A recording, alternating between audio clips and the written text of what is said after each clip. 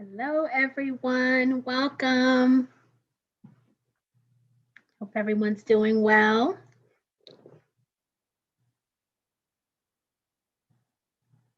As you can see, we are just getting organized in here.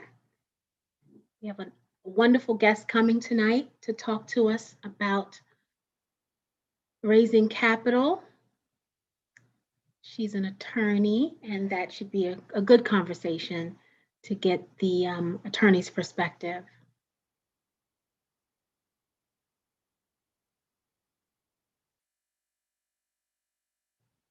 You know how we do. We'll give everyone a chance to get in and get settled. Looks like Cherie is getting us all set up on our live streams.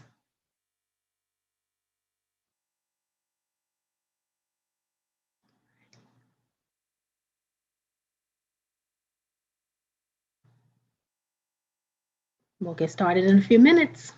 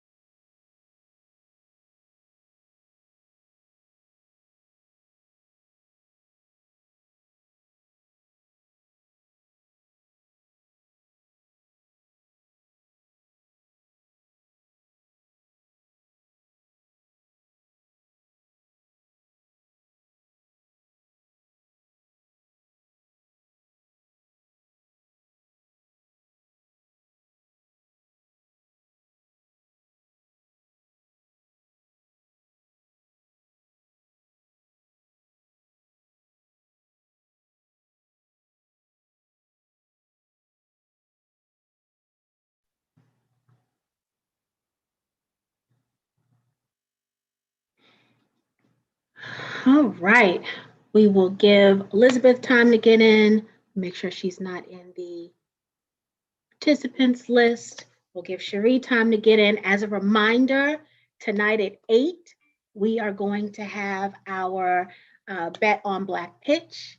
Tonight's entrepreneur is in health tech. So that should be a very, very interesting conversation tonight. So hopefully all of you will be able to come back and join us at 8 p.m.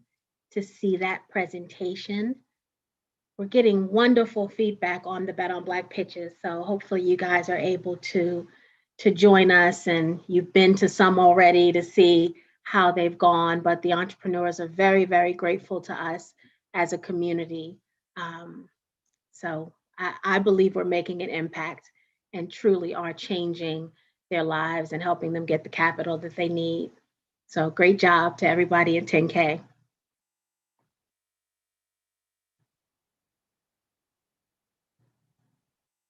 All right. And if you guys are, I know Cherie just had the slide up, looks like she took the slide down, but the text messaging, if you want text message reminders about the Bet on Black pitches, then we'll put that slide back up so you can sign up to get those reminders. All right. You guys know how we do it. If you can tell us what city and state you are coming in from, and then that way we can see what parts of the country we are representing this evening.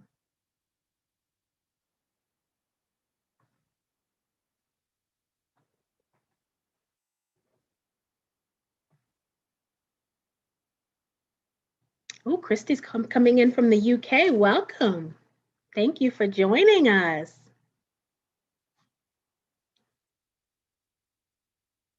Very nice. We always have an international presence on every show. That always makes me smile.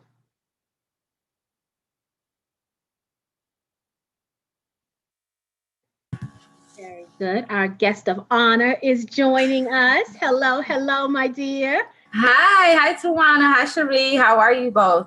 Just fine, just fine. The community's just coming in. We'll give them a few minutes to get in and get situated. Okay, awesome.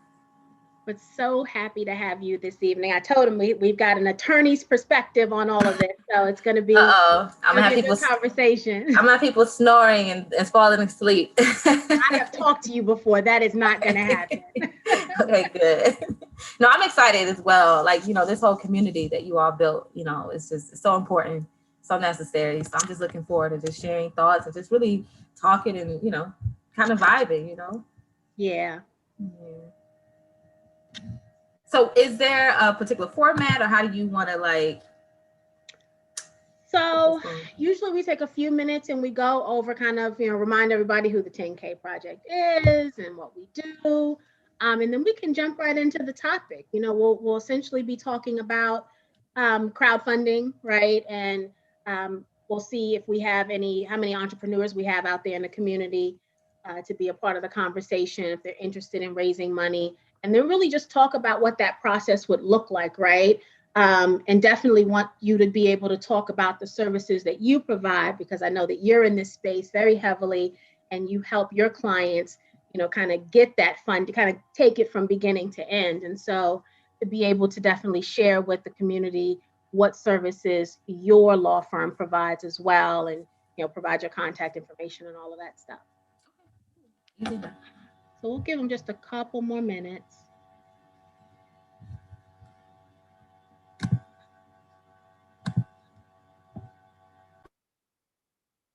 Welcome, Bernard from Chicago. Elizabeth's in Chicago too. I am. Hi, Bernard. And it's 80 degrees today in Chicago. It was a beautiful day. Yes. Oh, wow. Yeah, it was nice here too. It really was. So usually I'm one of those people that I unfortunately sit in front of this computer all day long. But today I forced myself to go out in the backyard and just kind of and I was lounging, that sun was beaming on me. I was like, okay, I could get used to this. It changes your whole mood, right? It's like you said, we're in this dark space doing computer work, and you go outside, it's like, oh, this is life. It was very, very nice. I did not expect it. I think tomorrow's supposed to rain 100%. That's the thing, right? It's like you better enjoy it while it lasts. This exactly. I like Cherie's picture there. I need one of those cartoons.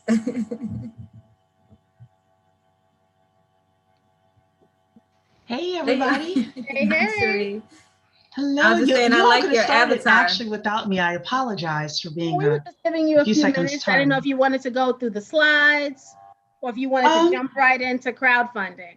Okay, so why don't we do this then? So first of all, welcome to the 10K project. I see people have been putting their city and state in the chat. Tawana, have you gone through and said hello to everybody? We did, yeah. Okay, perfect then. So the 10K project is the largest community of small dollar investors who actively fund Black-owned businesses. And twice a month we come together in order to talk about how entrepreneurs can raise anywhere from $10,000 to $5 million per year.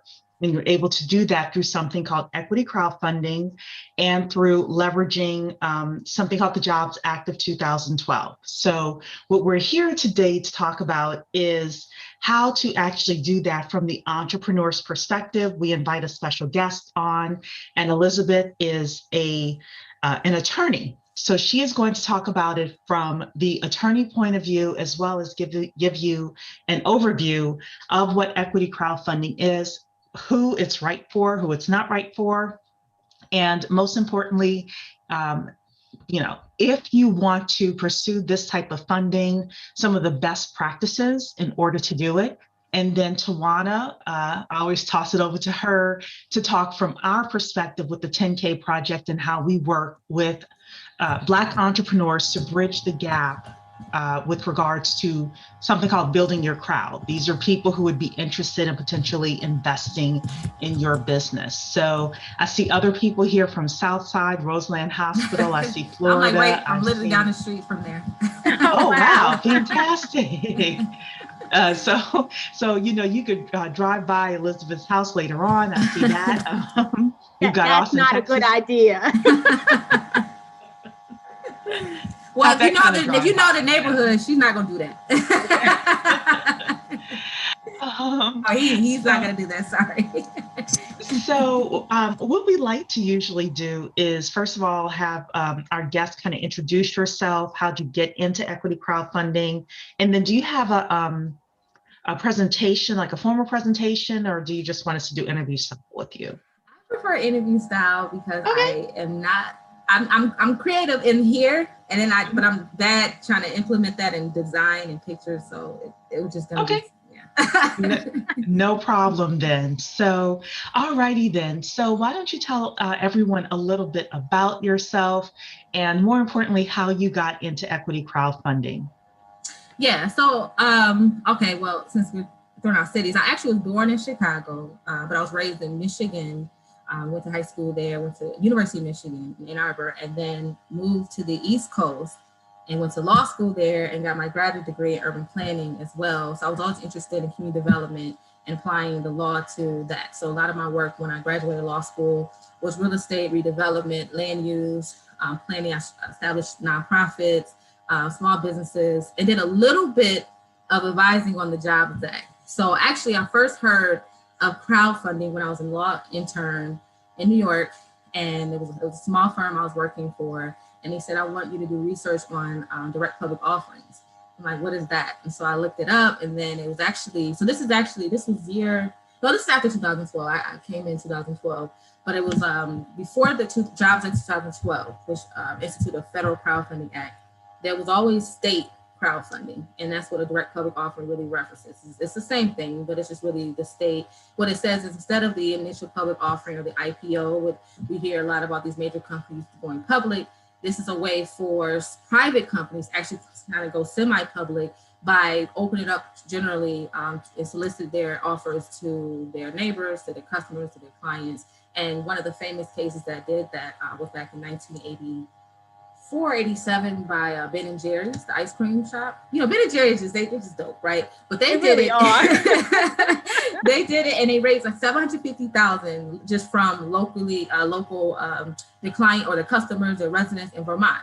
And so the state, so a lot of states were already doing that, and then the federal just came in with Obama to help nationalize that concept of really these non-accredited investors, regular people that live, walk every day, and so the idea, and I think it's important, I say walk every day, but I meant to say like walk, near if it's a retail, you're walking and you're shopping in the retail, because even though it's virtual now, it's still the same concept. We talk about building a crowd, right? And building that membership base, that's the same thing. So if you think about the origins of how Ben & Jerry was able to raise $750,000 from local state investors, it was the people that literally knew them and shopped with them and conversed with them, probably saw them hanging out at the store and was like, I want to support this, and at the same time get, some type of investment or benefits from that. And so you have to think of it the same kind of way as, as far as the entrepreneur, these are people that you're building with prior to or during the process of raising capital. They're doing so much more than just, I'm going to invest and get all this crazy amount of return, because it's not an IPO. IPO is reserved for major institutions. That's a whole different, concept, whereas this is reserved for Main Street, right? And people, basically 90% of the population, to get involved in investment.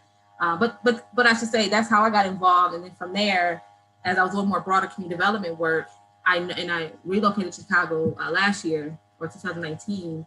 And I realized like the part that I liked the most about my practice, or at least thought I saw the most need, was the access to capital with a lot of our entrepreneurs. They had great, brilliant ideas. Just lovely, like great businesses, except they hit a plateau or they're not expanding enough, especially Black entrepreneurs, where a lot of us entrepreneurial, but we're either solo, single, or really reaching sort of this max and really not expanding in a way that it's a full enterprise, right? And so I wanted to focus on that a bit and say, well, how do we become more self-sufficient in the process as well? Because banks aren't really lending to us, even with PPP. Discriminatory practices there, and this PPP is darn near a grant, right? And it's like a lot of us are still being rejected. Our businesses are closed. It's about 40%. That's just a crazy number. So you think about, well, what do we turn to?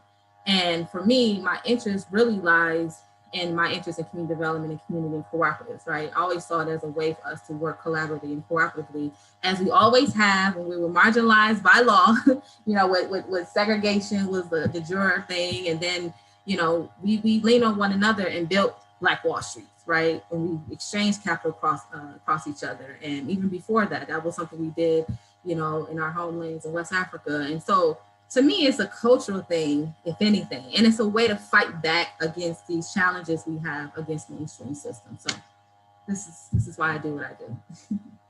And I can Perfect. tell So you I'm guys, sorry, everybody. I was looking a couple of different places to make sure that YouTube and Facebook were also being acknowledged. So I do want to say hello to my good friend Charlotte in Panama City. And Gatan is at work, but still here nonetheless. So Elizabeth Gatan came to see you. And then Jalea told me that she's from Georgia and she is opening up an autonomous store. And she definitely wants to talk about how she is able to raise capital for that. So perfect. Good. All righty then. I was just going to say that, I can vouch for the fact that Elizabeth is all about community. I've stolen one of her terms. Her term, she always talks about intentionality, right? And not, kind of getting into this group economics and cooperative belief by mistake, like doing it intentionally, making a purposeful effort to really join together and help lift each other up. And I love that about her. Because she's living this thing. She's not just talking about it, she's actually about it. And with you all though, with you too, just again, I thank you. I don't know how to receive, good praise. I need to work on that. Thank you. So let's then talk about the nitty gritty of it. Let's talk about, first of all, in your own words, how do you define equity crowdfunding? What does that mean? Yes, so equity crowdfunding is, okay, I'm just trying to figure out how. Okay, so if we start with crowdfunding. Crowdfunding is a broader category that encompasses donations, rewards, and then we consider investment crowdfunding. So actually, when I talk about the work that I do, I work around investment crowdfunding and sometimes rewards, because again, rewards can be interpreted depending on how it's set up as a security / equity / debt, right? And so investment encompasses both equity and debt crowdfunding. Debt and equity are securities under federal and state law. Securities is just a broad definition that, literally, if you see it's like this long in a paragraph, but it'll clearly say stocks, bonds, debt, equity, or something like that. And it has a whole bunch of other stuff like investment contracts. And that's when you're operating agreement for LLC or something like that, right? But that's what I do. I help with the strategy around the exemptions under the Jobs Act, but also some of the private ones that existed prior to the Jobs Act. So try to strategize around what makes the most sense for your business. What are the compliance rules around it? ST has a bunch of rules that applies to different ones, and you just have to. And I should say the SEC is the Securities Exchange Commission. That is an administrative body under the federal law that implements the Securities Act of 1933 and 1934. Those acts give the SEC a lot of leeway and authority to create a lot of rules, opinions, letters that really govern this space. So they're like the FBI of financial transactions. And so for me, I define it as this broader scope than regulation crowdfunding. We talk a lot about Reg C and regulation crowdfunding, but when I'm talking about equity crowdfunding, I'm speaking about Rule 506C, I'm speaking about Reg A. And I should say Jobs Act 2012 actually authorized 506C and Regulation A+. It wasn't until 2015 that regulation crowdfunding, or Reg CF, which is the one up to 5 million, was allowed to come into play. And then obviously the newer rules that just kind of like help solidify that came in this past year to help sort of refine more these other existing exemptions. But so that's what I see. So I advise people around, Rule 506C, which only concerns accredited investors. A lot of those are people who want to start investment funds, because investment funds are also tricky too about who can actually be part of an investment fund. And I should say the SEC, needs to work on their equitable, when it comes to class, race, and gender issues, because it's still heavily geared towards those with a lot of wealth. But the Jobs Act did help democratize some, right? It did say, okay, we will allow those who don't qualify as accredited, which is if you make over $200,000 a year or have $1 million more net worth, excluding your home, can invest. That's really 90% of the population. When you do the numbers and the math, it's most people who will not qualify as accredited. They just changed the definition to include people with financial advising licenses like Series 7, Series 6, 64, whatever. But yeah, I know, I think I've answered it and plus some, so forgive me. Did I answer the question sufficiently, Cherie? Yeah, I'm okay. So you threw a lot of jargon in there. So I guess the way that I simplify it is equity crowdfunding allows regular, everyday, middle class, average people to invest in your business, in your privately held business. And it allows large masses of us to invest in a single business. So the math equation that I use, can I use the math equation, Tawana, tonight? Go ahead. Thank you. So the math equation that I use is if 10,000 people come together and put in $100 each, that's $1 million that can be invested in a single business. Mm-hmm. And we are in a position where we don't have to go and beg companies to fund us, beg these big venture capitalists that are giving us 0.02% of their allotted funding to fund us. Now we have the power if we come together as a community, mm-hmm. and we can start funding our own businesses. Mm-hmm. So that's my definition of equity crowdfunding. Now, Elizabeth gave you a lot of the legalese and legal terms. Yeah. You definitely want to talk to Elizabeth because her job is to keep you compliant. My job is just to give everybody the overall, this is what we're trying to achieve in the layman's terms. Mm-hmm. So, yeah, Tawana, do you have another definition for it? Yeah, I actually see it both ways, right? So I can see the compliance part of it plus the everyday kind of definition. But I think the other part of this is really about, Cherie said middle class, the average middle class person, but I think that it even goes further than that. I think what the Jobs Act has allowed is for anybody with disposable income, right, mm-hmm. who is willing to educate themselves, right, because mm-hmm. I'm all about the due diligence, right? So willing to educate themselves in the space, it allows them to truly be an investor in a real business, a startup business, a business that they can touch, right? Like Elizabeth said, a business that might be the corner store or the neighborhood right. insurance agent, or, so it allows you to actually become an investor in your community and with some of the products that we buy. We're always talking about buying Black and supporting Black businesses. And Cherie always says, you don't just have to buy Black, you can invest Black. And yes. That's kind of where the 10K comes in to kind of balance it all out and educate everyone on all the different roles. So I see it as obviously a way to raise the money that we need in our communities, but also from an investor standpoint, it's a way to start building that wealth, right? Mm-hmm. Because you don't have to be rich to invest. But I know for so many years of my life, I always felt like I had, I never felt like I had enough money to invest like Warren Buffett, Well, I didn't have to be like Warren Buffett, right? So that's the other thing we try to do at 10K Project is say, here's where you start. We're all starting at different levels on this continuum. Here, if you're here, these are the steps you need to take. If you're all the way over here, here are the steps you need to take. But just take some steps, right? And so we try to kind of educate the investor and the entrepreneur on what this space really could do for them, mm-hmm. And how it can change the lives of their family. I like that you all do focus on the investor piece, because I think a lot of people in this space, or a lot of, whether it's lawyers or the platforms or whatnot, I don't think the investors focused on enough. I think we see a lot of success stories on the entrepreneurs and the business. And then the question is, well, what does that mean for the investor? What are the expectations, right? We talked about this before, depending on how, and you should communicate correctly. This is the thing, it's the compliance. Like what you say, you don't want to misstate or omit anything. Otherwise it looks, SEC or anyone will consider that misrepresentation and fraud. And that's a claim that against the business owner. But I've seen people say certain things, like they may say generate wealth, but they're not explaining what that means, because we all have different understanding of wealth, right? Especially where crowdfunding allows a business to raise on their terms. What does that mean? It means they can literally put in there, we're not going to do any distributions for this 7-year period, and you have to hold it for 7 years, and we're not going to do distribution. We're waiting for liquidation.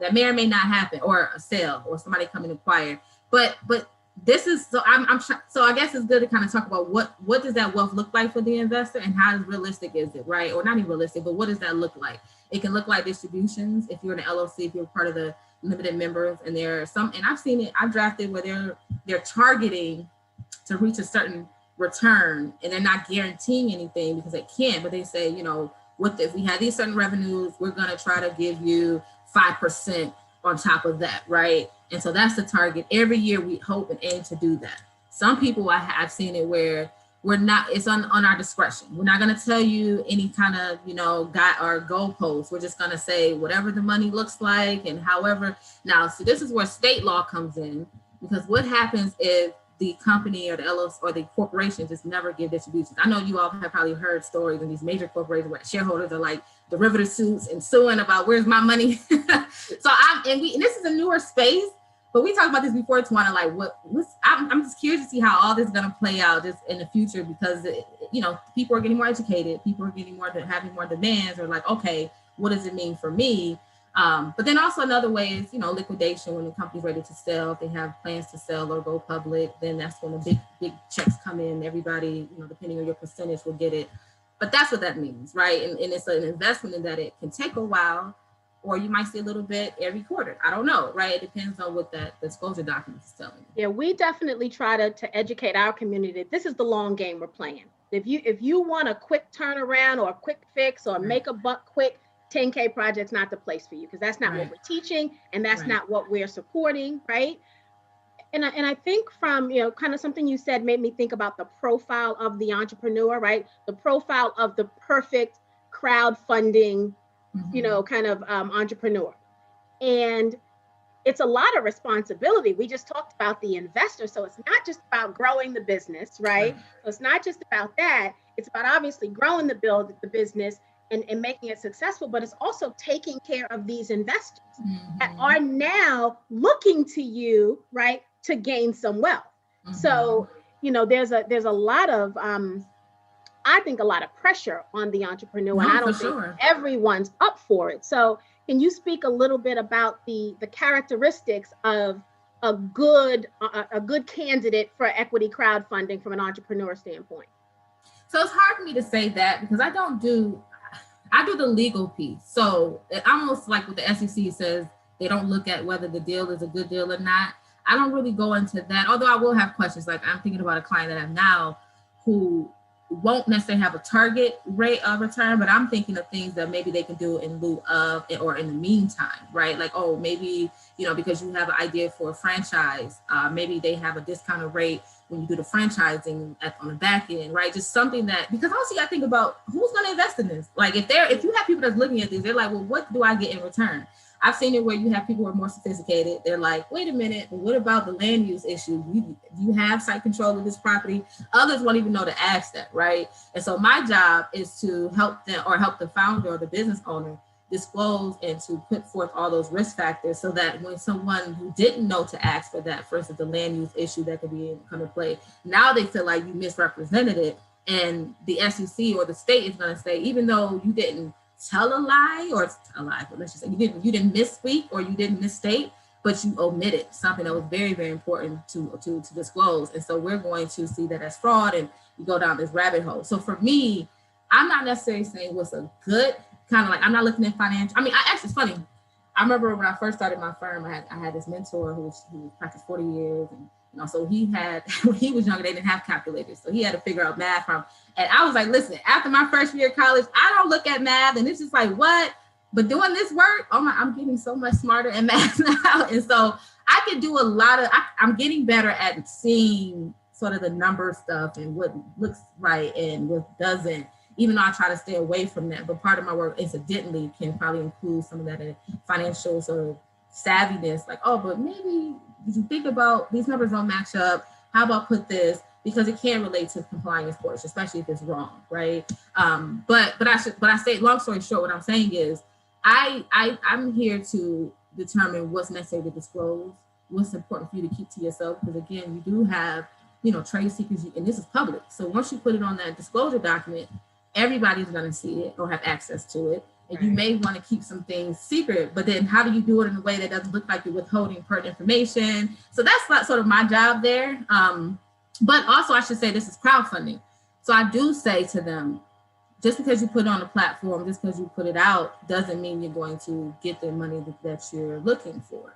And so part of my work too is to say, what is your plan to bring in these investors? Make it make sense, make it look attractive. Let's figure out what that looks like. So I guess in the middle, I'm sort of doing that, but not trying not to gauge any sort of personal judgment on what's a good business judgment for them. Do you find that most of the entrepreneurs that come to you for the legal help, do you find that they're ready? Like, are their financials in order? Do they already have revenue generated? Do they understand conceptually what it all is? That's a good question, because I say this, even if you're a starter, literally you just have an LLC and it has never been in operation until yesterday. So long as you have a sound business plan that has a plan to generate revenue, and it's a strong plan, in other words, if it's purchasing housing or acquiring properties, you have a plan to acquire that contract. You have maybe something that's into play or that's at play, or maybe you have something has to show that it makes sense. You're not just coming off the top of your head and saying, this is what I want to do. So for me, I always tell people, what's your business plan? Because also that helps me with the disclosure documents, because I'm going to ask you a lot of this stuff anyway and put it in disclosure documents, what the investor needs to see to determine whether it's suitable for them. And so for me, that's all I ask for. You don't have to be, a business that's been or a business and generating revenue for a year plus more. Then also, but I will say my clients are mostly my clients are people who have done business before. So they're not the ones who just had an idea when to start an LLC and, just kind of very, very early. They're not, because by the time they hear the word capital investment, they've been in it a little bit longer, and in it as in they could have another company or something, but this is just, a plan to generate revenue for this strategy, but it's not like they're a new entrepreneur. So by the time they get to a securities attorney, they're not really wet behind the ears as much. But that doesn't mean some of them, I still have to guide and pull, but that's my job, right? That's what, I know what to look for, but they're not, because I say that because I used to represent that first time entrepreneur who's starting a catering company. She needed me to draft an operating agreement, but she was nowhere near or interested in raising capital, right? So I've done both, and that's not the one who's coming to me, right? And I could tell, because I've had those who say, well, I want to raise 50,000, and like Sheree, you mentioned 10,000 and up. For me, I don't think you should hire me if your numbers are not looking like 250 or more. And maybe 150, but the reason I say that because there's a cost, right? There's a cost to pay the lawyer, the accountant, and the marketing team and all that. And so I just feel like you're eating up your cost or your raise and your cost. So try to at least budget it in so that it increases a little bit so that you're accounting for those costs. But oftentimes people are just budgeting low because they feel like, well, just trying to I don't want to ask for too much. I'm like, look, if you had no restrictions, how much would you ask for? And then the number always gets higher. But I guess I answered your question in that it's not those who are just starting a business for the first time. It's not that per se. And it's also not those who, my typical clients, not those who have smaller sort of investment needs, because I also will send them to some Black founders or something and say, you know what, you only need 50. This is a less costly way, low liability, go from Black founders, So Christy is asking a very good question, and I have an opinion on this. And Christy, if you are a member of the 10K Project, then I have a resource for you. So Christy's question, she has an app, and she's asking, how do you ensure once you show investors the business plan that they don't run and do the idea themselves? I get this all the time in my primary business, which many of you know I'm a business plan writer. I don't have time to run with your idea. And 99% of investors, true investors, don't have the time to run with your idea. So we can put that to rest. Yeah. If you remember the 10K Project, but you still have to protect your stuff. Like there has to be ways to try to protect it. There are ways to protect.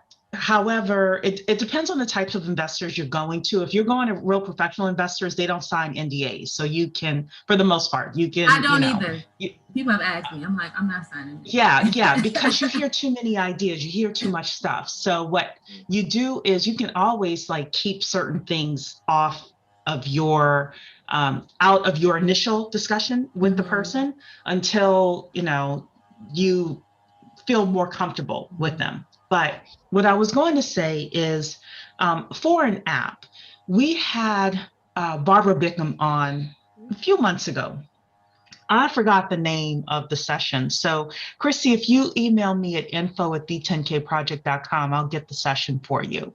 I think it's start small, lean startup, or it's something around lean startup. Super lean startup, I think is what it's called. It's in the Knowledge Center if you are a member. If you're not a member, email me and I'll get you that specific session for free. One of the things Barbara Bickham said is if it costs you more than, I think, $5,000 to get your beta done for an app, you're paying too much. And she's in the tech space. So I would love for you to listen to that entire session because she shifts your mind with regards to what it takes to get your prototype done, your MVP, minimally viable product. And then from there, you should start getting some clients. By the time you start getting some paid subscribers, then you are much farther ahead. So your business plan, somebody trying to steal at that point becomes less and less relevant once you get something called product market fit. So again, info@the10kproject.com. And the session was called Super Lean Startup, Sheree. Super Lean Startups. I thought it was. So it's in the Knowledge Center, Christine. And if you're not a member, I'll be generous tonight and I'll get you that session, even though that usually goes for our members. But I do encourage you to become a member because this is the type of stuff that you hear as a member. And there's more in there as well. So Elizabeth and Tawana, I will open that question up to you as well. The NDA, or I said NDA, the stealing idea question. So like NDA, that's what's my mind. Some lawyers do sign it because they deal with a lot of tech startups and they just want the client to come in.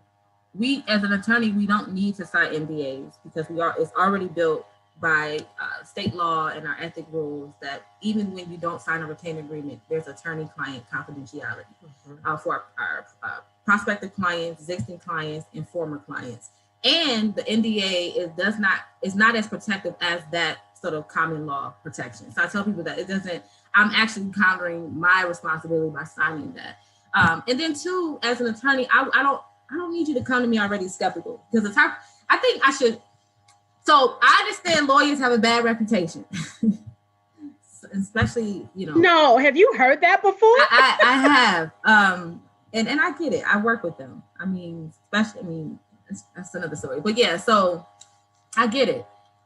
But the role of an attorney is like an agent. We're really you, right? So when you think about going to court, you don't have to go to court. I'm acting as you in front of the judge on your behalf. Same thing with the SEC related stuff.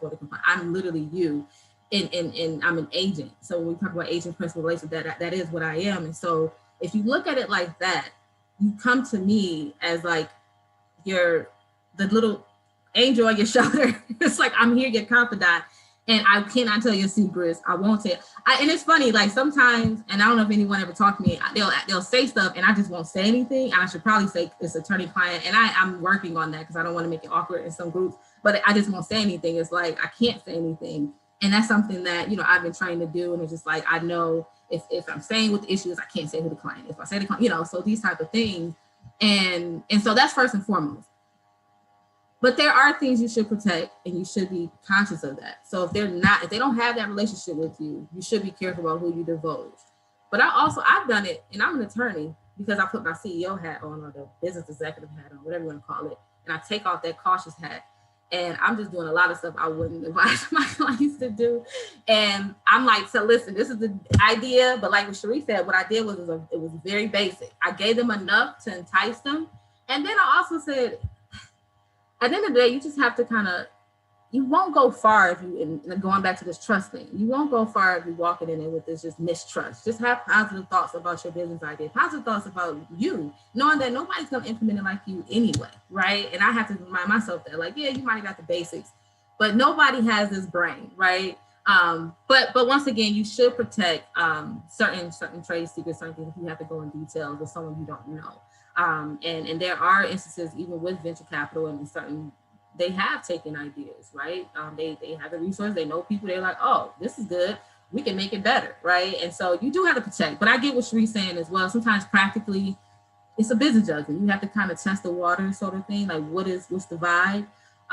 But for me, as far as your attorney, go in, if you have that initial conversation. If you don't get a good vibe, that's not who you want. But have it where you're going in with a trusting relationship. That's the worst thing, to have a client and a lawyer that's they're not trusting each other. It's like, what is this? But as far as like other people and investors, yeah, I think if they're comfortable with it, definitely give it to them. But again, be basic anyway about how you're communicating with them, because NDAs, depending on who and how they draft it, may not be enforceable anyway. So there's a lot of things. So yeah. Yeah, I heard recently that NDAs are only as powerful as your ability to defend them in court. So if you get somebody to sign an NDA, they break it, and you don't have the money to go up against them, then the paper is worthless. The other thing, Chrissy, now you have to become a member for this one. We had a very good session with a guy named Ron Story, who talked about how to start a tech company without knowing how to code. That session was pure fire. So I see that you're going to become a member. Definitely check that session out as well, because one of the things he talked about was how to set it up so that the people who are coding your app don't steal it, and replicate it as well. So he had some discussions with regards to that. So that's great. Oh, that sucks, right? You hire somebody to. Well, I mean, so that came up during our conversation with him, and he has his strategy of how he deals with that. So, Tawana, would you mind just really quickly talking about the 10K project and how we help entrepreneurs? Absolutely. So, obviously we're going to help you with the education around it all, right? Help you with the steps, things you need to do. What do you need to have in order to be prepared for a crowdfunding campaign? We're going to recommend a crowdfunding coach for you, right? So that someone that can take you through that entire process to get through even a successful campaign. We're going to tell you about all the different portals or platforms where you can house your campaign or run your campaign. Preferably, we're going to give you a black one. But we're going to tell you about all of them now. But you're going to tell you twice about the black one. And then we're going to suggest people like Elizabeth, right, to be able to help you with the legal component of it. Make sure you understand what the accountant needs to be making sure you have from a financial standpoint, having those numbers together, or telling you the difference between raising one amount versus another when you have audited financials, and just kind of giving you all of the breakdown to prepare you for the campaign, right? So then let's say campaign goes live. Now you're looking to actually raise the money. The other thing that 10K Project brings is we bring the crowd, right? So we can get the eyes on the campaign. We're not a fund. We don't do groupthink. So for all of our members, we're presenting you to them, and you have to be magical, right? And you have to tell them about the idea. You have to convince them that this is a good investment for them, right? Without making unrealistic promises, because you've got some legal requirements you've got to follow from an SEC standpoint. But you get to share with them how you want to how you want them to invest in you and in your business.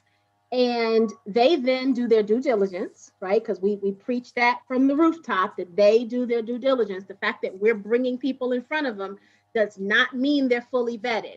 We do some vetting, but the investor has to do their own vetting and due diligence.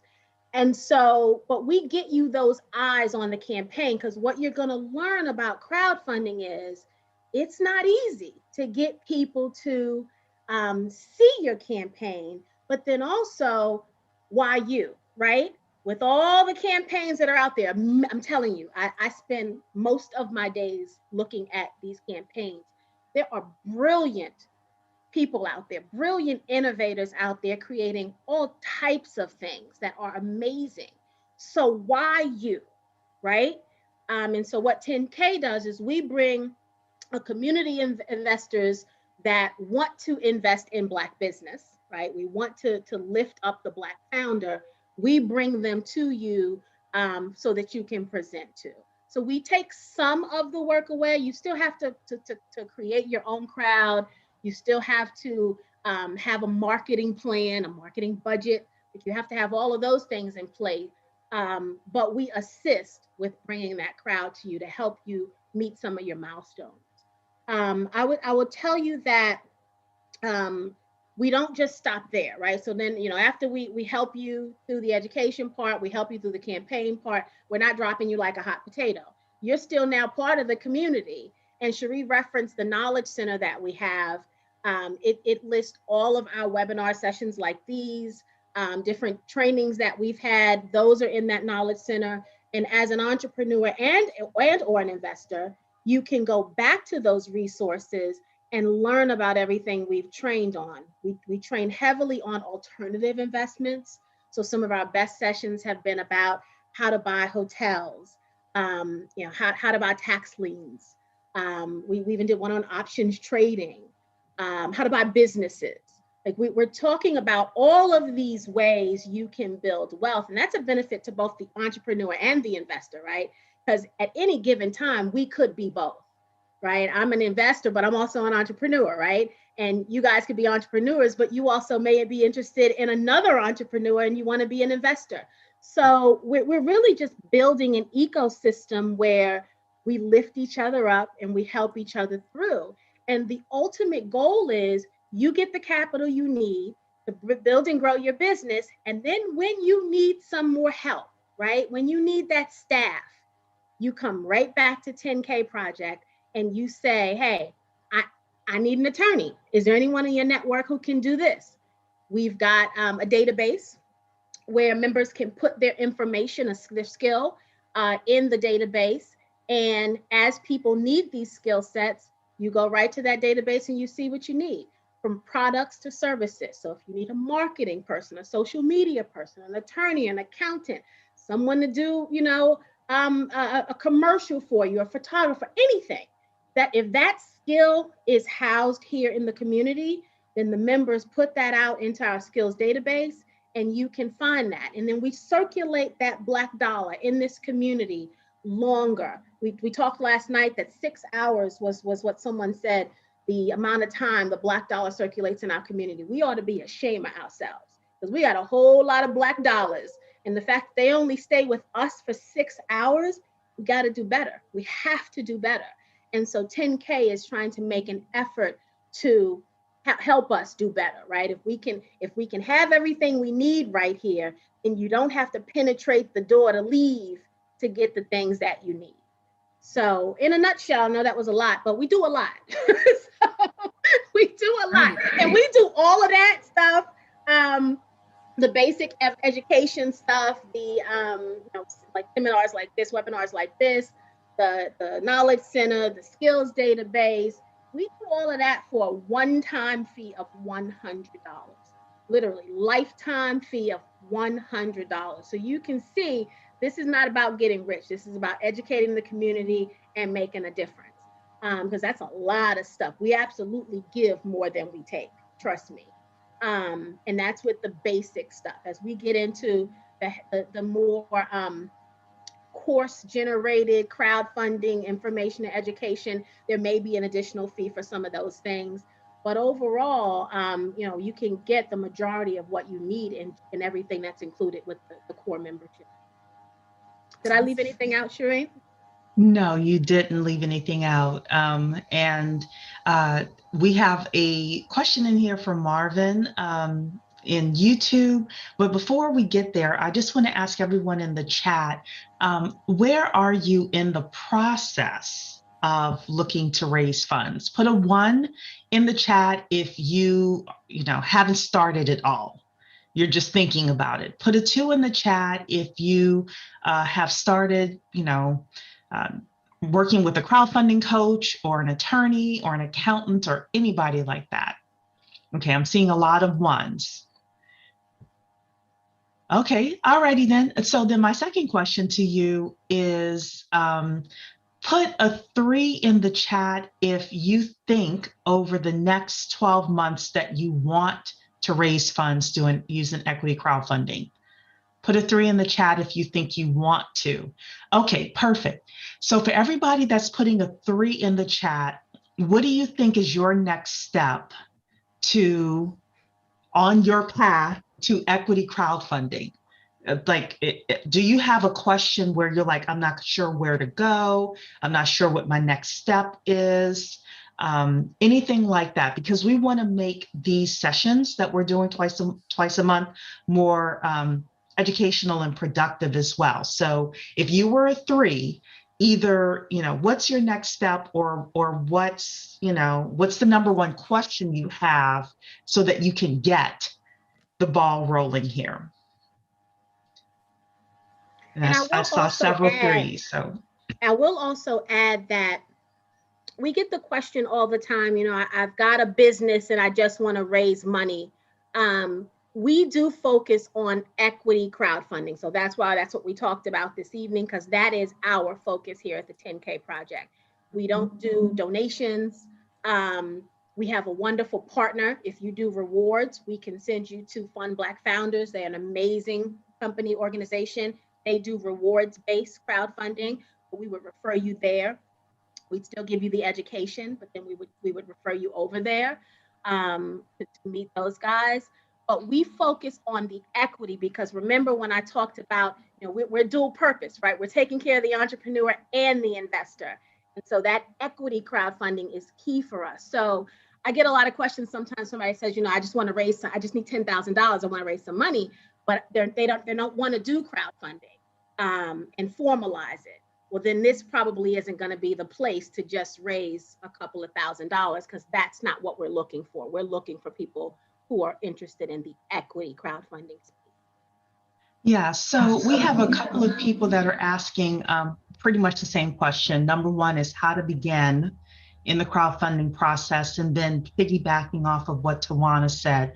One of the things we're talking about behind the scenes is coming up with a more formalized structure of helping our entrepreneurs, because I get these questions all day, every day. Somebody thinks they should go for a bank loan, but they are not bankable for various reasons, or somebody thinks they can get a private investor, to give them $1 million, but they don't have a prototype yet. Or things like that. So we've been actually talking to Tawana and I behind the scenes with regards to how we can be more of an asset. I will say, before you think rewards crowdfunding or equity crowdfunding, I have been referring people to Bill Houston, who is a crowdfunding coach. I honestly think, is crowdfunding right for you? Should be your first question. Or if crowdfunding is not right for you, what method of raising funds is right for you? For some people, I'll be honest with you, if you need $5,000, there is a program with the SBA. It's a microloan program where you can get up to $10,000. I know people with shoddy credit who have gotten the $10,000. You get that through the small business development centers. They're all over the country. You can put in small business development center in your county, find them.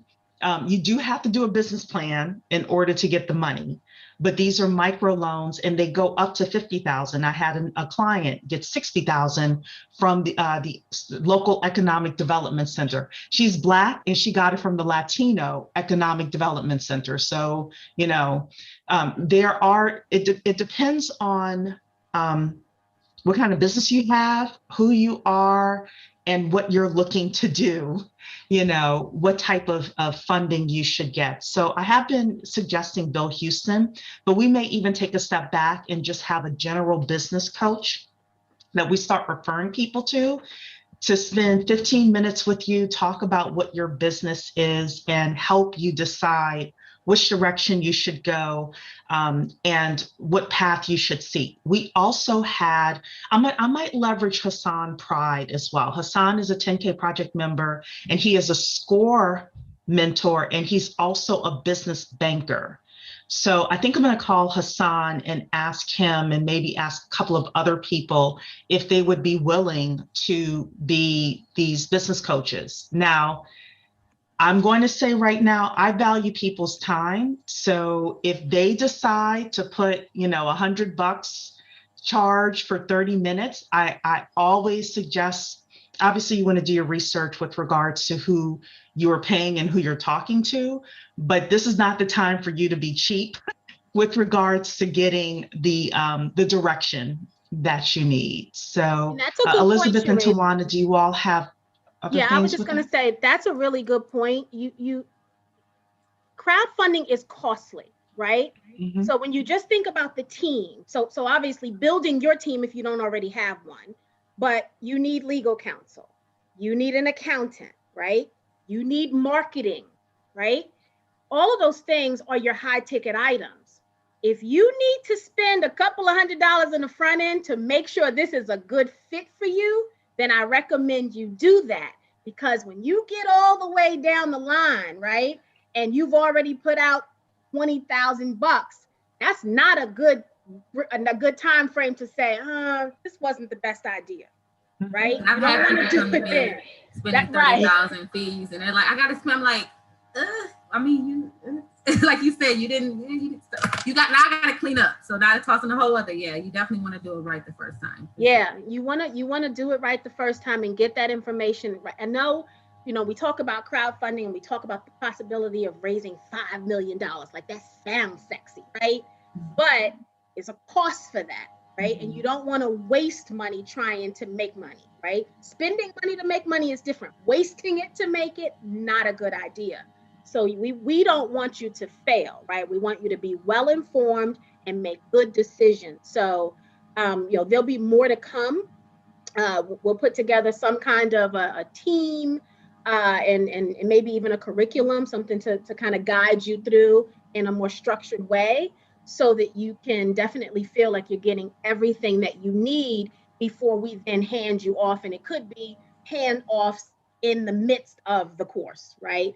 So maybe as you're talking about the legal stuff, you get handed off to Elizabeth. And then as you're talking about something else, you get handed off to somebody else to kind of get that next level of detail on that topic. But I think so, Cherie, how would you like, so let's say that the 20 people you have in here with us tonight, they are interested, right, in knowing more. What would you like them to do? What's their call to action? So I'm going to put a link in the chat for everybody. It is our entrepreneurs page on the 10K Project website. And the first thing it asks you is, click the button that describes you best. So based on that, Tawana gets those responses along with your contact information. And what we may end up doing, I'll be honest with you, is having a focus group where we can talk a little bit more about where people are, where they feel they get stuck, how much hand holding are you looking for, more hand holding equals more fees. However, our goal is to make sure that you're successful. So we'll balance out being cost effective with also making sure that if the person we're handing you off to, if they're doing this kind of and I put in a quote, voluntary type of space, if we want to basically value their time as well. So we're going to be looking at a lot of different things, but I'm going to ask, first of all, I'm going to go to the 10K Project while Elizabeth and Tawana chats, and I'm going to get the link. I'm going to put it in YouTube and in Zoom here. Go and identify yourself as somebody who is an entrepreneur. Even if you're not sure you want to do equity crowdfunding yet, that will help us with that. So Elizabeth, I'd like for you to give your contact information, but before you do that, the one thing I want you guys to take away on what you can do in addition to putting your information in that link that Cherie's getting ready to share. I want you to, if you don't already have a business plan, Elizabeth talked about the need for a business plan, right? It's going to help her even figure out what to disclose about your business. Start working on that, right? Even if you don't hire someone right now, start getting a rough draft of it yourself, and then you can take it to a professional that may even help them be able to define, better what you're doing. But start working on that. Get all those receipts out of the shoebox and do something right with them, right? So, you don't already have a QuickBooks account or something that's more structured, start working on that, right? So that your financials are in clean, good order, so that if an accountant is looking at them, they're not pulling their hair out like, what is all of this, right? So there are some little things you can start doing now in preparation, right? Before you even know all the ins and outs of crowdfunding, there's some basic things you can do. Yeah. Elizabeth, you want to share your contact information with everyone? Yeah, I definitely do. And I do want to, I know we talked about the cost, and I do want to say, when I decided to rebrand the firm to focus specifically on crowdfunding securities, I wanted to intentionally focus on Black and Afro Latinx entrepreneurs, right? And so I also represent nonprofits that are owned and controlled by Black people and Afro Latinx. And the reason being is that we are, as we see the statistics, we are, especially Black women, are the most marginalized group when it comes to everything. But let's just say when it comes to funding and investment, we're just not as supported as we should be, not as funded. And for me, I'm coming at it as a way, I build ecosystems to help with those costs, right? And so I'm looking at it as like Tawana said, we have to do this together. I do care whether you're successful or not, although I don't guarantee that I will be the one, because that's not my role, but I don't want you to spend this cost either, and we're just throwing you out there, right? And so for me, I will say that I think hard about my own legal fees and my own costs. And like, I'm not a nonprofit, I'm not a legal service, and I also think there's nothing free. Let's be clear. I wouldn't be sustainable. So I have to sustain myself, and I want to build something as well as want to build other needs, right? I don't think I should be one of the only few Black women lawyers that's doing this. But then also understanding that when we talk about, Renee talks about this a lot, our friends and family rounds are just dismal or very minimal, and we just don't have enough. And so I have to think of that. Whereas my colleagues do not. They have clients that can come drop 20,000, 30,000, 40,000 because they have assets and and I have some clients like that, don't get me wrong. But for the most part, if we're targeting group, we're thinking about solving a problem, we understand that that's just not a reality for many Black entrepreneurs. And so I have to think about that because that's my responsibility. Otherwise, why I'm in this space. And so I try to think of ways to help offset, partnering with, credit unions to figure out a way to bridge that, partnering with the 10K project, partnering with the Fund Black Founders to figure out how do we solve this systematic issue together, right? So I have found that, and I don't want to do absolutes because I'm a lawyer and I can't, but I do think I'm probably one of the most affordable securities law firms there is. Now that's a lot to be said because it's still a securities law firm, and I'm not. And again, I have rates that are for profit, but you're not going to find a lawyer that's charging less than $500 an hour. Not likely. I have found another Black man who is around my rates as well. But I say that to say I don't want you to be deterred from the cost. And I have found ways. I do work with people, and I try to figure out ways to make it work. So from my end, I am gonna, again, I care about what I do. I have a mission base, and I do try to work with people and figure out what can we do together to get this, make your dream a reality, right? Whether again, it's partnering with others or what I'm building this ecosystem. So how can you find me? My website, the firm's website is www.elcesq.com. I can put it here. Then I on social media and Facebook, Instagram and Twitter at ELCESQLOC.com or LOC. ELCESQ LLC. So that is Twitter, Instagram, and Facebook. Then I'm also on LinkedIn. And I do encourage you to sign up to the newsletter. So if you go on the website, there's a newsletter. Just like the 10K project, a lot of educational content, any events that I'm doing, any webinars, anything that, that you further help provide you content and support, that's there. We have blogs that my clerks and I write a lot. So that gives you education, especially if you're just learning. I'm like, okay, go, here's a blog. You don't need to call me because I'm it's just not, I'm not free. So, however, everybody on this call, what I do when it comes to my partners and ecosystem, I do offer a half-hour consultation for free, just to call me and we can figure it out. And if there needs to be additional, we'll figure that out. So you can contact me. I won't charge you this time. But yeah. So Nice. I And the really newsletter enjoyed is awesome. I read the newsletter every time it comes out. I love it. I love it. Thank you. It is good. Tawana sends me stuff like, you got to read this. So, Oh, really? okay, so we have a Thank couple you. more questions, Elizabeth, and then we definitely want to go. I will piggyback off of one thing that Tawana suggested. I do think another way to also prepare yourself is to come to the Bet on Black pitches, because we have very, very dynamic presenters and entrepreneurs. And by seeing how other people are modeling their businesses, how they present their businesses, the teams that they're putting together, it will help you in your process as well. I think everyone we've brought on has been really cream of the crop. I haven't heard anybody that's not cream of the crop. So if you're not able to attend live, then listen to the replays. No, that's a great suggestion. And I'll even add, Cherie, you know, the entrepreneurs, first of all, our investors are so amazing with the questions that they ask. But the entrepreneurs, they are on it. They have not blinked an eye with these, what I think are tough questions. Like if somebody asked me some of these questions, I'd be like, Cherie, what's the answer to that question? So, so I am super impressed with the entrepreneurs, but they have not blinked. They're like, I mean, like they are answering these questions. So I love that suggestion, because what it'll kind of help you determine, am I ready, right? I know Tawana is not ready to raise money in this way because I couldn't answer all of those questions, right? So it's a good kind of check for yourself to see, what do I need to learn about my industry or whatever to make sure I'm prepared to support these investors? Because remember, I said earlier, they are a responsibility. And it's important that you handle them with the same care that you're handling the business. So I love that suggestion. Thank you for that, Cherie. Yeah. So Marvin is saying this is the best business school anywhere. I agree with that. I do. Elizabeth, Marvin is also asking if you accept Bitcoin as payment.